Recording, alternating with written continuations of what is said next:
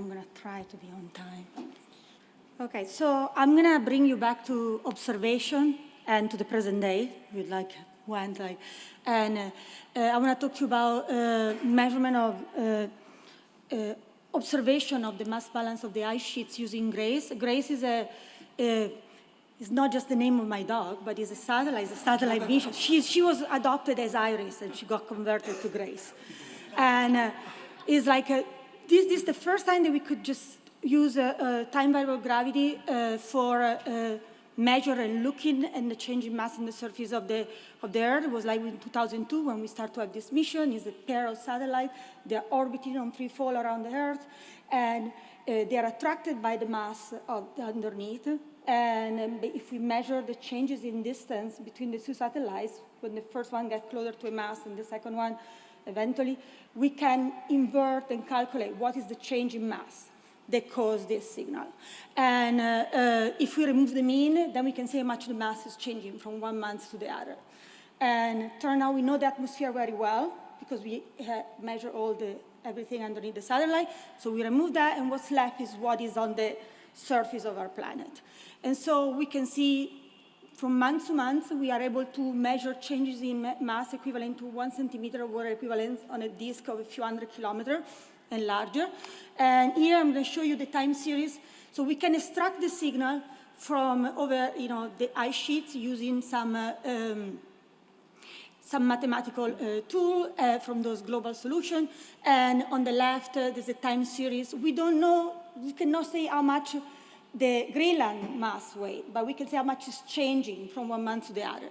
And so we can see on the left, we have like Greenland, we have a very nice and seasonal variability at the start, and then it starts to change slightly.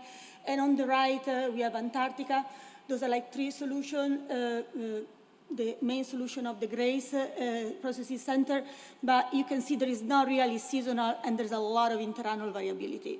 The other thing I want to point out, if we look at the map, the mass loss is spread all across. This is like the movie, our cumulative mass change, from the start of the mission, and this is during the GRACE period, but the mass loss spread everywhere in Greenland, while in Antarctica there are some key area in which the action is. So the mass balance in Antarctica is the sum, in the combination of surface mass balance and ice discharge. And here, what I did, if we look at the detrended time series, those are mass changes from calculated in some key area.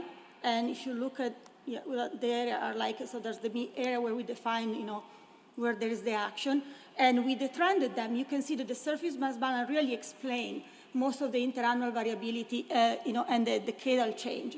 And we can, and GRACE is noisier when we look at the, the signal, the trended, but, there's good agreement. And here we are comparing with the earlier version of the RACMO, Regional Climate Model, construction of SMB, and the newest version, and then with the Mera-2 analysis reconstruction of SMB. And they do, it's pretty good. I want to also point out that the scale here is all skewed, so the blob that we see in West Antarctica is very big blob. So let's forget about the changes in, like the detrended time series. If you look at the signal, and we put all the signal, we notice that there are like some region where, if you look at the map, this is the average, the trend in mass during the period. We have gain in Quimon Land, in the Atlantic sector, but we have mostly loss in West Antarctica and also in Wilkins Land area. And you can see that the SMB doesn't explain anymore like a significant part of the signal.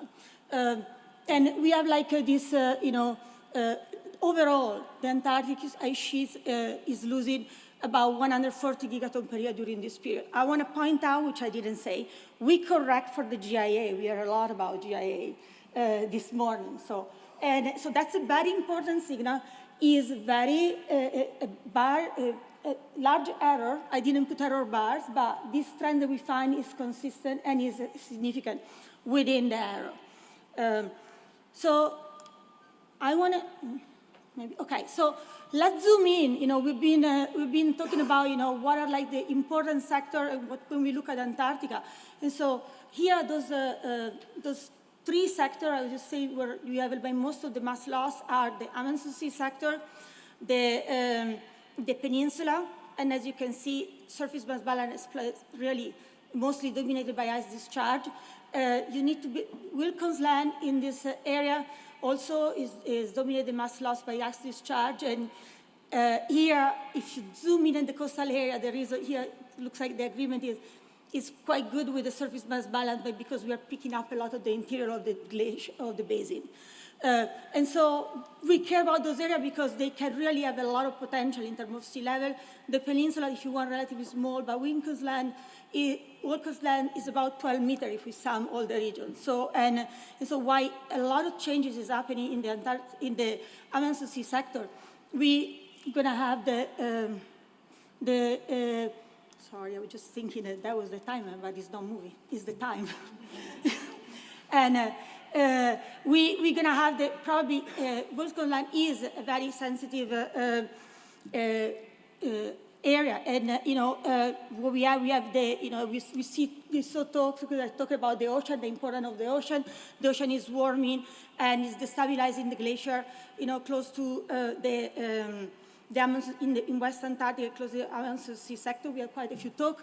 But there is evidence, even it's less strong, that there is a warming of the ocean also on the East Antarctic sector. So this is, if you want, as a lot of more risky area, I would just say. I don't know if it's well said. The other thing that you notice is that there is an increase in mass overall in Queen Land in the Atlantic sector.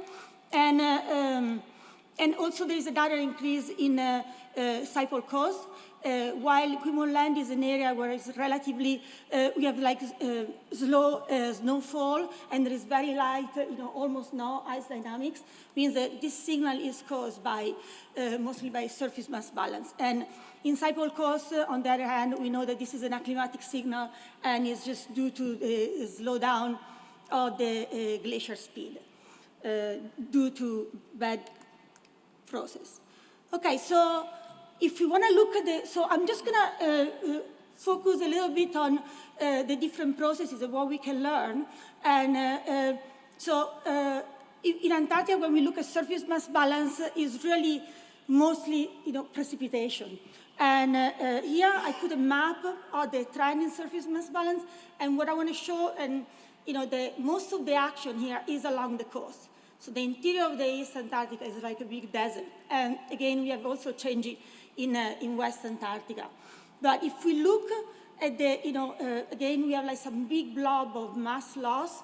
And then we have an area in which we have an increase in mass, which basically reduce the overall mass loss of the ice sheets. And what we find, I want to zoom out on this, we found that,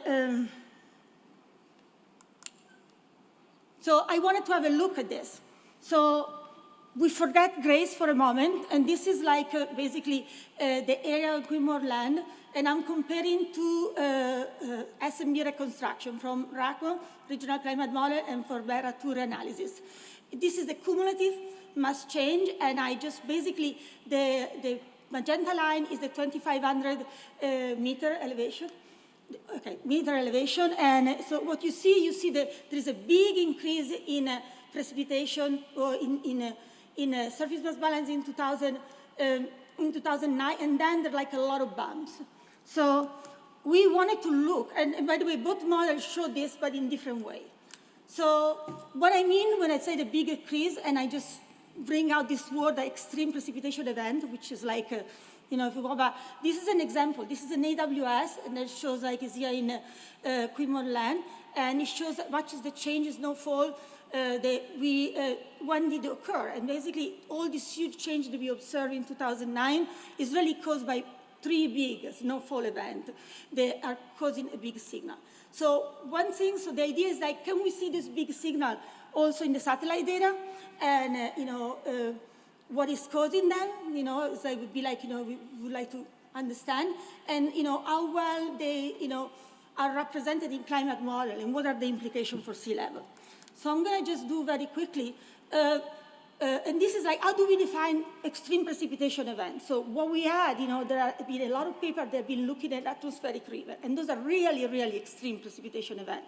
They are in the 99 percentile of detail. So what we did, we wanted to look and say, okay, what are the events that here, like they're anomalous, and they represent a significant part of the annual surface mass balance in Antarctica. And we browsed to the different percentiles. So this is like the percentage contribution to total annual surface mass balance. So each point is the annual, and is the percentage within each of these three subbasins in the coastal region, and the percentage, within a coastal drainage basin. So we average for each one of those, and they were grouped per percentile value.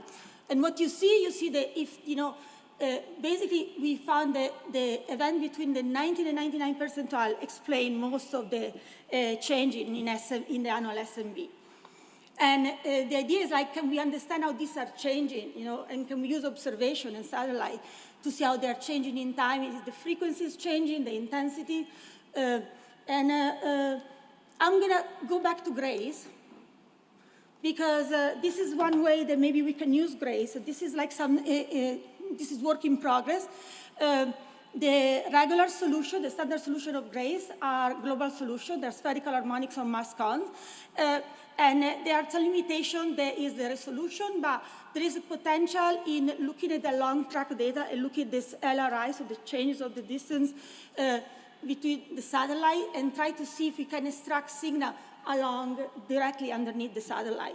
And the idea is that we can think about the mission as a gradiometer, where the two satellites are the proof mass, and the change in the distance along the direction shows us how it changes the gradient in gravity along the direction, along the track of the satellite. So on the left, and this is an example,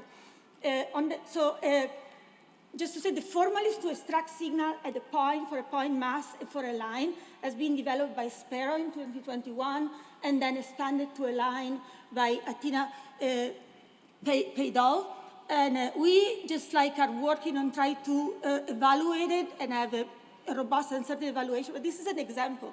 And so this is like the ISAT DHDT, and I extracted some line. These are the blue line, and I did this. This is a control example. My question was like, can I separate the signal from Pine Island from the signal from Thwaite? And can GRACE, if I look at the long track data?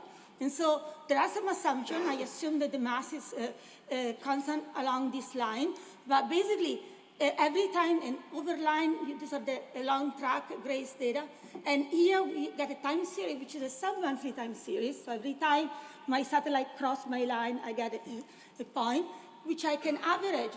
This is a monthly average, and then if we fit a trend here, we can get what is the mass loss. Again, in this case, this is like the peak trunk and phase, and at the grounding line. And I'm happy to talk more, but the idea is that there's a lot of potential because we can separate, look like we can separate those two glaciers, and those results are consistent with the discharge, the discharge data. And so the things that, this again is new, is that's data for 1 year in this case, but the potential is that we can go back and use also the microwave data, before for the GRACE mission, so I have longer time series. And potentially we can have some monthly resolution. So maybe we can look at this change in event and look at the onset, of those events and try to understand and use it in combination with other data sets. And I'm going to put just the conclusion, and I'm going to leave it there.